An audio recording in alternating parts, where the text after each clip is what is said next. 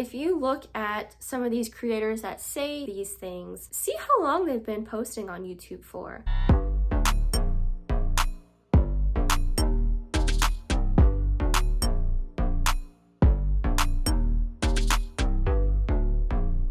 I keep seeing on my feed that YouTube is on easy mode. Start now. YouTube is easy.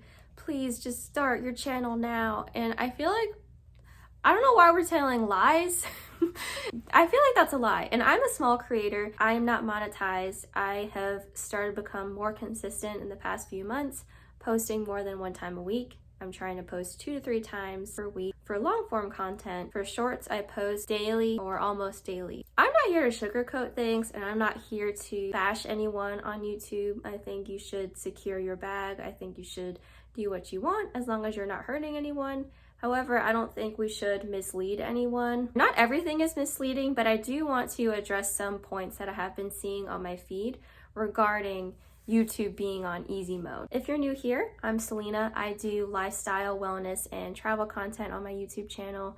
I don't really do YouTube growth videos, but I did want to address this today. We've seen a lot of smaller creators get monetized this year, which is great. I mean, I support anyone who wants to get on YouTube. It's not an easy journey, and I think that goes without saying, but since people are saying it's on easy mode, I do want to acknowledge some things about the challenges of being a small creator. I don't think that the creators saying that YouTube is on easy mode have ill intentions, but I do think that there are some things that are not being addressed when it comes to being on YouTube. The first thing that I see people saying is just post.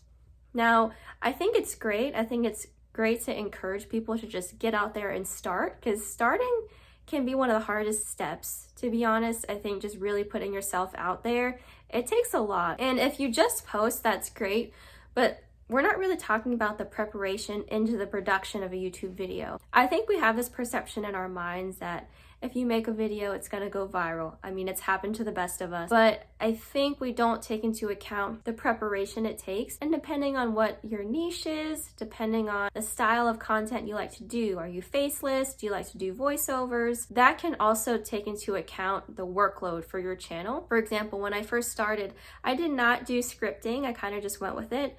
And I still think that is kind of fun, but now I at least have an outline at minimum for my videos. I use Google Docs just to see how I can have the flow of my script and keeping things relevant. I feel like scripts are not mentioned in some of these easy mode videos. That's just a part of the production. I've also seen you can only use your phone. Yes, I completely agree with that, and I think that's a great starting point. If you're not utilizing the back of your phone, that can affect the quality of it, and that's not an end-all be-all. I film on my phone, and I don't always do the back camera, but I think it's just something to note too. There's more than one way to have better quality of your videos. Just starting and just posting, that doesn't take into account how you can still improve.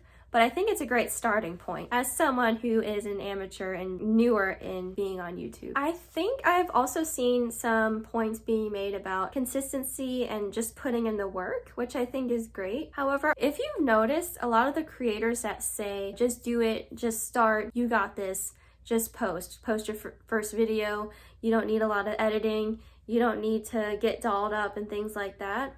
I think something to note too is that they've already put in the work to figure that out for themselves. And they're telling you what to do, but at the end of the day, you won't necessarily figure that out until you do it. I didn't necessarily figure out how I script, what works well for me when I script my videos. That came about once I started to put in the work and was more consistent. I didn't know how to do a lot of editing before. That came about when I did the research, or when it came down to editing my videos and I learned different skills. I challenge you to look at the creators that you're watching, because if you type in YouTube is on easy mode or how to be successful on YouTube, how to gain 4,000 watch hours, if you look at some of these creators that say these things, see how long they've been posting on YouTube for. Has it been more than a year? Do they have a large following on another platform and brought it to YouTube? Keep in mind too that a lot of people have a platform before they get on here, and that's fine, that's perfect and dandy for them. But if you are a smaller creator, you don't necessarily have a following before you create your channel, that is something to note too. You're going to have to work towards creating your own channel and creating your community. A lot of the times people have been putting in the work for years, and it's great to encourage people and it's great to encourage more people to get a YouTube plate to eat. But I think it could be misleading if you think, okay, I just gotta pick up my phone and record.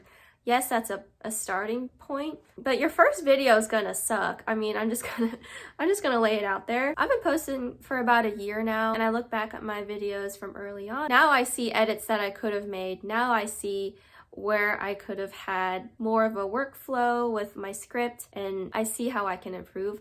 I'm not gonna delete those videos. I think it's great to look back on, but just something to note too. I mean, how long has Emma Chamberlain been on YouTube? How long has Mr. Beast been on YouTube? How long have these YouTubers been on here working towards the success of their channel? I have some other notes too that I wanted to say. When it comes to the algorithm, I think that's a beast that we'll never understand, but I have noticed that they will always try to push your videos once you publish them. If you don't have a great click rate, your thumbnail's not great, your title's not great, can't see you in the thumbnail, or it's not clear cut, that's going to affect how often people click on your video. Just because you uploaded a video doesn't mean people are going to click on it. You do have to take the time to put in a decent thumbnail, put in a decent title. As far as audio goes, I have seen people filming while they're walking or filming while they're driving, but I think you have to take into account if you're not using a microphone and you have all these other background noises, you might lose some people watching your video because they can't hear you very well. It might not be appealing to them. Those are other things to consider as well. Yes, everything can be made into content, but would it be quality content for a viewer to continue to watch? Or would it be quality enough for them to click on? If you're thinking about just posting as well, you also have to consider the information that you're putting in before you publish your video. If you've noticed, a lot of the successful creators have a lot of their affiliate links in their description. They have a little description or summary of the video. That takes time. If you're adding tags in your video, that takes time. And so I would also take that into consideration. I think I've seen some successful creators who don't have their description with a lot of paragraphs and such, but I think it is nice, especially if you want to have your business email up there and if you want people to contact you for business inquiries, making sure you have something set up is good, and I don't think that's being talked about as well. If you want to get PR one day, you want to make sure you have yourself set up for success. At minimum, you can just put your email in there and that's still successful. I do think people who are interested in collaborating with you want to know some of that information. I've seen a lot of people say, where are you located? And then someone will say, Houston, Texas. How old are you? They put their age. What's your degree in? They'll put their degree. For me, I put the type of equipment I use. I also put my ethnicity in there. Sometimes those fun facts or fun questions in the description can be helpful too. I do want to note one creator that got monetized in 2024, and I watch her a lot. Her name is Social Simone. She talks about how YouTube is not on easy mode as well, and I highly recommend watching her video. She makes some really good points, especially coming from someone who is monetized, unlike me.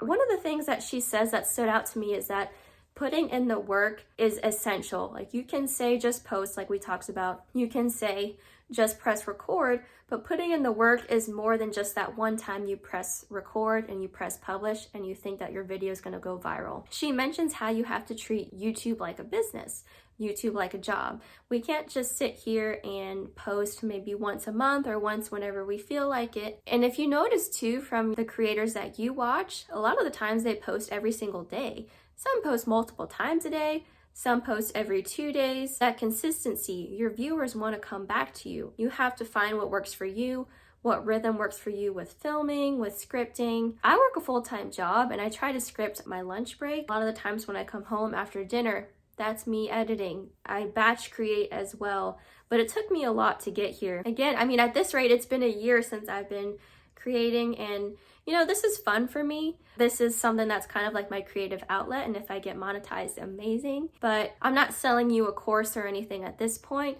so it really depends on your niche. At the end of the day, I don't say all of this to discourage you. I want you to be successful and figure out what works for you and your channel. I do think a lot of people are getting monetized and getting their smaller channels more recognition, and I think that's great. But I do want to acknowledge some of the challenges there are with being a smaller creator.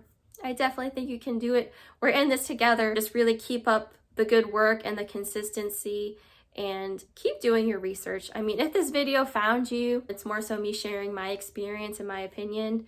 Let me know if you have a different opinion down below. Let me know if you agree down below.